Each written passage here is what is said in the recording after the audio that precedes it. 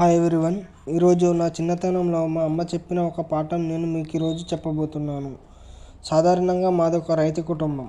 నేను స్కూల్కి వెళ్ళే టైంలో ఎక్కువగా కూరగాయలు పండించేవాళ్ళం. ఆ కూరగాయలు ఎక్కువగా మా డాడీ అమ్ముకొని వచ్చేటోడు.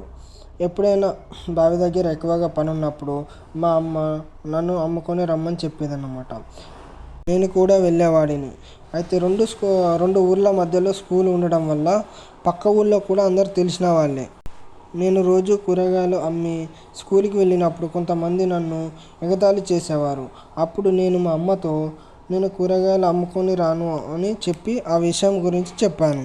అప్పుడు మా అమ్మ నాతో రోజు నేను కూడా డాడీ కోసం టిఫిన్ తీసుకొని రోజు బావి దగ్గరికి వెళ్తున్నప్పుడు నన్ను చూసి కొంతమంది ఏదో ఒకటి అంటూనే ఉంటారు.